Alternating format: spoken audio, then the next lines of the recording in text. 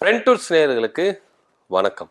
பரபரப்பான பிரச்சார சூறாவளி சுற்றுப்பயணத்தை முடித்துக்கொண்டு வருகிற ஆகஸ்ட் 30 மாவட்ட செயலாளர் கூட்டத்தை கண்டிப்பா கூட்டி அட்டன் பண்ணி ஆகணும் அப்படின்ற ஒரு நோக்கத்துக்காக சுற்றுப்பயணத்தை விட்டு சென்னைக்கு திரும்புகிறார் எடப்பாடி பழனிசாமி. ஆகஸ்ட் 30 மாவட்ட செயலாளர்கள் கூட்டத்தை கூட்டி லெப்ட் ரைட்டு வாங்குறதுக்கு காத்துட்டு இருக்கிறாரு எடப்பாடி பழனிசாமி. எதுக்கு இந்த அவசரமான மாவட்ட செயலாளர் கூட்டம் அப்படின்றத கொஞ்சம் அலசி பார்க்கலாம். சமீப காலமாவே மாவட்ட செயலாளர்களை கூட்டி மாதம் ஒரு முறை மாவட்ட செயலாளர் கூட்டத்தை எடப்பாடி பழனிசாமி கூட்டுகிறார். ஜூன் மாதம் கூட்டினார், ஜூலை மாதம் கூட்டினார், இப்ப ஆகஸ்ட் மாதமும் கூட்டுறாரு. ஏன்னா எல்லாரும் ஸ்டெடியா இருக்கிறீங்களாப்பா, அதிமுக தான் உங்களுக்கு பயணிக்கணுமா அப்படின்னு அவங்கள கட்டி அணைச்சிக்கிட்டு அவர் என்ன பண்றாரு, தாம் பக்கம் தக்க வைத்து கொள்றதுக்காக அதிருப்தியில இருக்கிற ஒவ்வொருத்தரையும் இப்போ தக்க வைக்கிறதுக்காக. ஏன்னா சமீபமா அதிமுக இருந்து நிறைய பேர் என்ன பண்றாங்க, படையெடுத்து வெளியே போயிடுறாங்க. அதிமுகவும் வேண்டாம், எடப்பாடி பழனிசாமியும் வேண்டாம் அப்படின்னு திமுக பக்கம் போறாங்க. நிறைய பேர் மாற்று கட்சியில போறாங்க. பெரும்பாலானோர் திமுகல போயிட்டு என்ன பண்றாங்க, தஞ்சமடைறாங்க. அன்வர் ராஜா, மைத்திரியன், கார்த்திக் தொண்டைமான் போன்றவர்கள் எல்லாருமே என்ன பண்றாங்க, வராங்க. இன்னும் நிறைய பேர் வெளியே வர போறாங்க அப்படின்ற ஒரு கருத்தும் இருக்கு. கோகில இந்திரா, செல்லூர் ராஜு, தங்கமணி, அப்புறம் ஜெயக்குமார், தம்பிதுரை போன்றவங்க எல்லாருமே திமுக பக்கம் வர்றதுக்கு பேச்சுவார்த்தைகள் நடந்துட்டு இருக்கு அப்படின்னு அரசல் புரசலா பேச்சுகள் நடக்குது. ஆனா இத குறித்து யாருமே எந்தவித மாற்று கருத்து தெரிவிக்கல. இதுல தங்கமணி ஆச்சுன்னா எடப்பாடி பழனிசாமி கடிதம் போட்டாரு, நான் உயிரில் இருக்கிற வரைக்கும் அதிமுக இருப்பேன் அப்படின்னு. தங்கமணி கூட என்ன பண்ணாரு, மறுப்பு தெரிவிச்சார். மற்றவங்க எல்லாம் மறுப்பு தெரிவிக்கிறாங்களா, தெரிவிக்கவே இல்லை. ஏப்பா நான் அதிமுக தான் இருக்க போறேன் அப்படின்னு யாருமே சொல்ல. ஏன்னா அவங்க சைட்ல நடந்த விஷயங்களை நியாயப்படுத்துற விஷயமா தான் இருக்கு. ஏன்னா எடப்பாடி பழனிசாமி அந்த அளவுக்கு நடந்துட்டு இருக்காரு அப்படின்னு தான் இங்க பார்க்கப்படுது. சோ இப்படியா விஷயங்கள் பரவ பரவ பரவ உளவுத்துறை ரிப்போர்ட் வந்து எடப்பாடி பழனிசாமி கொடுத்ததுனால கூட்டுங்கயா மாவட்ட செயலாளர் கூட்டத்தை, சும்மாலாம் இருக்க மாட்டேன் நான், என்ன நினைச்சிட்டு இருக்கீங்க, எடுத்ததுக்கெல்லாம் போறேன்னா அப்ப நான் இவ்வளவு செலவு செஞ்சதெல்லாம் என்ன சும்மாவா அப்படின்னு எடப்பாடி பழனிசாமி ரொம்ப பொங்கி எழுந்திருக்கிறார். ஏன்னா செலவு பண்ணியிருக்கிறார்ல, எவ்வளவு காசை இறைச்சிருக்காரு, எத்தனை கோடிகளை இறைச்சிருக்காரு. முதல்ல இந்த அதிமுக பொதுச் செயலாளர் போஸ்டிங் வாங்குறதுக்கு எத்தனை கோடிகளை இழைச்சாரு பொதுக்குழு கூட்டத்துக்கு. அதே போல மாவட்ட செயலாளர் தக்க வச்சுக்கணும், எம்எல்ஏக்களை தக்க வச்சுக்கணும் அப்படின்னு எத்தனை கோடிகளை செலவு பண்ணாரு. இன்னைக்கு ஒவ்வொருத்தரும் என்ன பண்றாங்க, வெளியே போயிட்டே இருக்காங்க.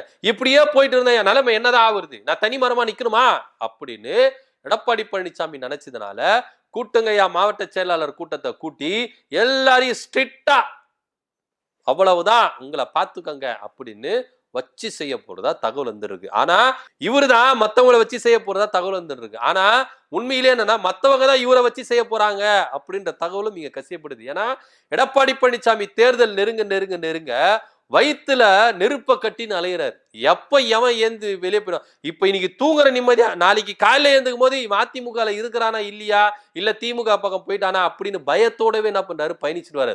சுற்றுப்பயணத்துல என்னதான் முகத்துல வெளியே காட்டிக்காம மக்கள் மத்தியில பேசினாலும் உள்ளுக்குள்ள ஒரு உணர்வு, நம்ம இப்ப பேசின்னு இருக்கும் போதே எவனா போயிருவானோ, நம்மளுக்கு மெசேஜ் வந்துருமோ அப்படின்னு பயத்திலே என்ன பண்றாப்பல, ஒளரி தள்ளுறாப்பல எடப்பாடி பழனிசாமி.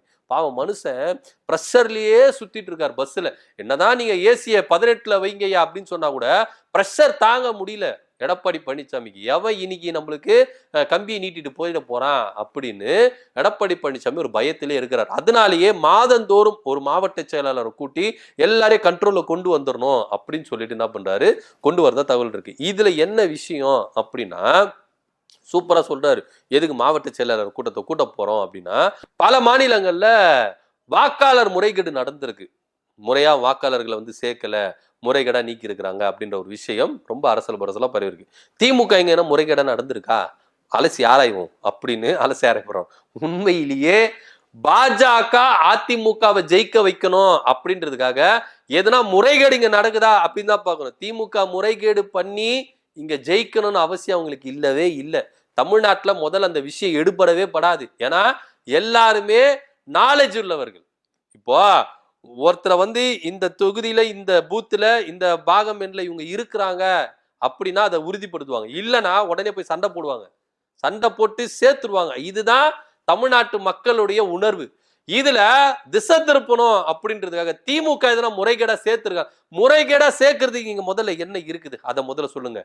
ஏன் பீகார் ஆளுங்களை, மகாராஷ்டிரா ஆளுங்களை, வட மாநிலத்து ஆளுங்களை எல்லாம் இங்க சேர்க்க போறாங்களா? அப்படி சேர்க்கணும்னா பாஜக உங்களுக்காக தான் சேர்க்கணும். இவங்க தான் முறைப்படி என்ன பண்ணும், எல்லாத்தையும் அனலைஸ் பண்ணும். முதல்ல சேர்க்க முடியாது தமிழ்நாட்டுல, அந்த பாய்ச்சாலை இங்க வேலைக்கு ஆகாது. அதெல்லாம் வட மாநிலங்கள்ல இவங்க வச்சுக்கணும்.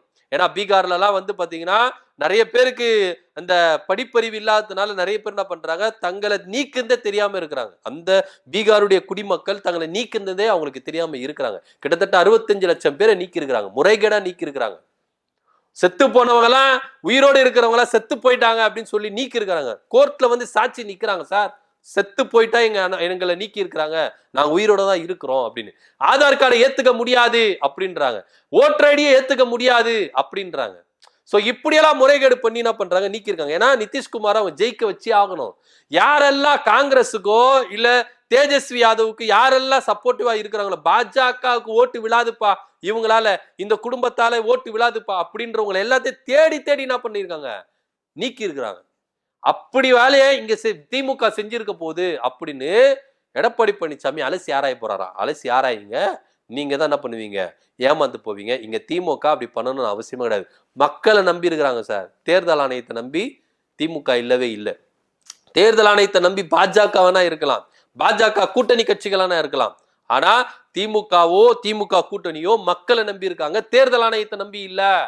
தேர்தல் ஆணையத்து மேல இப்போ ஒரு நம்பிக்கை இல்ல, மக்களுக்கே நம்பிக்கை இல்ல. தேர்தல் ஆணையம் நடுநிலைமையா இருக்குதா, ஜனநாயகத்தின்படி நடக்குதா அப்படின்னு. ஏன்னா ஒவ்வொரு விஷயத்தும் ராகுல் காந்தி முதற்கொண்டு எல்லா எதிர்கட்சி தலைவர்களும் புட்டு வைக்கிறாங்க. விஷயங்கள் இதான் நடக்குது. உச்ச நீதிமன்றம் நல்ல விலைக்கு காட்டுது தேர்தல் ஆணையத்து மேல என்ன குறைன்னு. எடப்பாடி பழனிசாமிக்கு பயம் வந்துருச்சு. ஏன்னா ஒவ்வொருத்தரும் தன்னுடைய கட்சிகளை விட்டு நம்மளை விட்டு நீங்கி போறாங்க. இதனால வந்து நம்மளுக்கு ஓட் பேங்க் கம்மி ஆயிடுச்சு. உண்மையிலேயே கம்மி ஆயிடுச்சு சார். எடப்பாடி பழனிசாமிக்கு ஓட் பேங்க் கம்மியாச்சு. 2026 சட்டமன்ற தேர்தலில் டெபாசிட்டை இழக்க போறாரு. ஓட் பேங்க் இவருக்கு 10% 8% வருமானது கூட நம்மளுக்கு தெரியல. எப்பேற்பட்ட பர்சன்டேஜ் வச்சிருந்தாங்க ஜெயலலிதா அவர்கள், 40% கிட்ட வச்சிருந்தாங்க. ஆனா 19% இறக்கி காமிச்சிட்டாரு எடப்பாடி பழனிசாமி. இன்னைக்கு 2026 சட்டமன்றத்தில் இந்த 19 ஸ்டாண்டர்டா நிக்குமானா? நிக்காது. அது ஒரு கேள்விக்குறியாவே இருக்குது. 19க்கும் கீழே தான் வரப்போறாங்க அப்படின்றதான் ஒரு நிதர்சனமான உண்மையா இருக்குது. இதன் மத்தியில மாவட்ட செயலாளரை கூட்டி லெப்ட் ரைட் வாங்க போறாராம். நிறைய பேர் அதிருப்தியில இருக்கிறாங்க, மாவட்ட செயலாளர்களா நிறைய பேர் அதிருப்தியில இருக்கிறாங்க. ஏன்னா எடப்பாடி பழனிசாமி கூட பயணிச்சா நம்ம தோத்து போயிடுவோம் அப்படின்னு ஒவ்வொருத்தரும் என்ன பண்றான், நின்று கலங்கின்னு இருக்கான். போட்ட காசை எப்படி எடுக்குது, இழந்த காசெல்லாம் நம்ம எப்படி பெற்று ஆட்சியின் அதிகாரத்துக்கு வந்தா தானே நம்ம சம்பாதிக்க முடியும் அப்படின்னு ஒவ்வொரு மாவட்டத்தில் இருக்கிற மாவட்ட செயலாளர் முதற்கொண்டு, ஒன்றிய செயலாளர் முதற்கொண்டு, எம்எல்ஏக்கள் முதற்கொண்டு எல்லாமே இருக்கிறாங்க. இன்னைக்கு எடப்பாடி பழனிசாமி நின்று செலவு பண்றதுக்கு யாருமே தயாரா இல்லை. அதிமுகல ஒரு வேட்பாளர் நீங்க ஒரு தொகுதியில நிக்கிறீங்கன்னா செலவு பண்றதுக்கு தலைமை காசு கொடுக்கட்டும். என் வீட்டு காசு எடுத்துட்டு போய் நான் செலவு பண்ணி தோத்துட்டு போறதுக்கு, நான் இழந்து போறதுக்கு நான் தயாரா இல்லை. தலைமை காசு கொடுங்க, நான் நிக்கிறேன் ஓப்பனா சொல்றாங்க சார் ஒவ்வொருத்தரும்.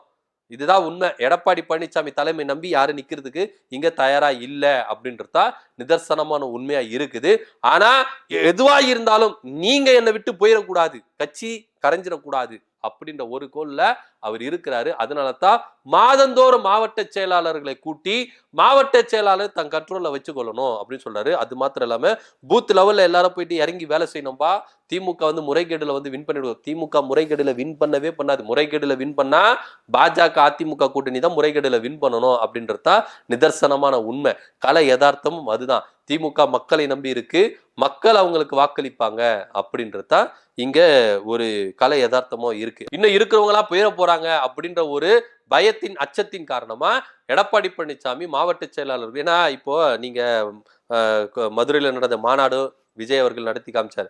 அங்கேயோ எடப்பாடி பழனிசாமியும் அதிமுகவையும் கிழின்னு கிழிச்சு தோல் உறுத்தி காமிச்சிட்டாரு. இப்ப நிறைய பேர் என்ன நினைக்கிறாங்கன்னா, தமிழக வெற்றிக்கழகம் திமுக இந்த அளவுக்கு எதிர்க்குதே, இப்ப இவர் எம்ஜிஆர் மாரி வந்து எம்ஜிஆர் போட்டாவும் வச்சுட்டாரு, எம்ஜிஆர் பாடெல்லாம் பாடிட்டாரு, எம்ஜிஆர் மாதிரி இவர் வந்துருவார் போல இருக்கு, சரி அது நம்ம அது அங்க போயிருவோம் அப்படின்னு சொல்லிட்டு நிறைய பேர் என்ன பண்றாங்க, ரெடியா இருக்கிறாங்க.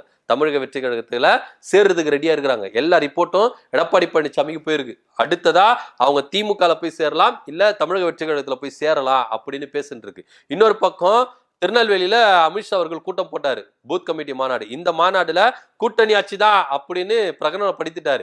எடப்பாடி பழனிசாமி பேரை யூஸ் பண்ணல. சோ இதெல்லாம் எல்லா அதிருப்தியை பார்த்துட்டு இருக்காங்க, ஒவ்வொரு தொண்டர்களும் பார்த்துட்டு இருக்காங்க. எடப்பாடி பழனிசாமியை பார்க்கல, மற்ற கட்சியினரை பார்த்து, திமுகவை பார்த்துட்டு இருக்காங்க, பாஜக பார்த்துட்டு இருக்காங்க, தமிழக வெற்றி கழகத்தை அவங்களுடைய நடவடிக்கைகள், அவங்க பேச்சுகள் அப்படின்னு பார்த்துட்டு இருக்காங்க. இங்க எடப்பாடி பழனிசாமி கட்சியை வலுப்படுத்துறதுக்கு அவர் எந்தவித நடவடிக்கை எடுக்கல. சுற்றுப்பயணம் சொல்லிட்டு திமுகவையே குறை சொல்லிட்டு இருக்காரு. திமுகவை குறை சொல்றதை நிப்பாட்டிட்டு அதுல 1% கவனத்தை இங்க அதிமுக மேல காட்டிட்டோம்னா இன்னைக்கு அதிமுக நிறைய பேர் போயிருக்க மாட்டாங்க, வலுவடைஞ்சிருக்கும் அப்படின்னு தான் இங்க எல்லாருடைய கோரிக்கை இருக்கு. ஆனா எடப்பாடி பழனிசாமி அதெல்லாம் கேட்கறது இல்ல. பாஜக கண்டிக்க மாட்டேங்கிறார் சார். இப்போ நேத்து அமித்ஷா அவர்கள் பேசினாரு, இன்னைக்கு கண்டிச்சிருக்கலாம்ல. ஏன் அமித்ஷா அவர்களே நீங்க அப்படி சொல்றீங்க? கூட்டணி ஆட்சி கிடையாது, எடப்பாடி பழனிசாமி ஆட்சி தான், அதிமுக ஆட்சி தான், நான் தான் முதல்வர் அப்படின்னு ஏன் எடப்பாடி பழனிசாமி சொல்லல அப்படின்ற ஒரு கேள்வி இருக்குல்ல. பகிரங்கமா எதிர்க்க மாட்டேங்கிறாரு. அமித்ஷாவை எதிர்க்கிறதே இவருக்கு தொட நடுங்குது. அதனாலதான் இங்க அதிமுக தொண்டர்களும் மாவட்ட செயலர் பயந்துட்டு இருக்காங்க. இப்படியே போனார்னா நம்முடைய நிலைமை என்ன? அதிமுகவை பாஜக கிட்ட வித்துருவாரு எடப்பாடி பழனிசாமி தன்னுடைய சுயநலத்துக்காக. அப்போ இப்பயே உஷாரா இருந்துருங்க அப்படின்னு தான் ஒவ்வொரு தொண்டர்களும் மாவட்ட செயலர் ரெடியா இருக்கிறாங்க. தமிழக வெற்றி கழகத்திலையும் திமுகலையும் போயிட்டு தங்களை சேர்த்துக் கொள்வதற்கு அவங்க என்ன பண்றாங்க, ரெடியா இருக்கிறாங்க. சோ இந்த விஷயத்தை அறிஞ்சு இவங்களெல்லாம் தக்க வச்சுக்கணும் அப்படின்னு தான் இந்த மாவட்ட செயலாளர் கூட்டம் அதிரடியா கூட்டி இருக்கிறாரு. என்ன நடக்குது அப்படின்ற பொறுத்து இருந்து பார்க்கலாம். சோ ஆகஸ்ட் 30 அதிரடியா அவசரமா மாவட்ட செயலாளரை கூட்டியிருக்கிறாரு எடப்பாடி பழனிசாமி. இதற்கு பின்னாடி ஒவ்வொரு மாவட்ட செயலாளர்களும் தொண்டர்களும் அதிருப்தியில் இருக்கிறதா, பல கட்சிகளுக்கு அவங்க பிரிந்து போக போறாங்க, திமுகவுக்கு தமிழக கட்சிகளுக்கு பிரிந்து போக போறாங்க அப்படின்ற ஒரு தகவலும் இங்க பார்க்கப்படுகிறது. இதன் அடிப்படையில தான் இந்த மாவட்ட செயலாளர் கூட்டுறாரு அப்படின்ற தகவல் இங்க பார்க்கப்படுகிறது. இதை பத்தியோட கருத்து என்ன அப்படின்றத கீழே கமெண்ட் பண்ணுங்க. நன்றி, வணக்கம்.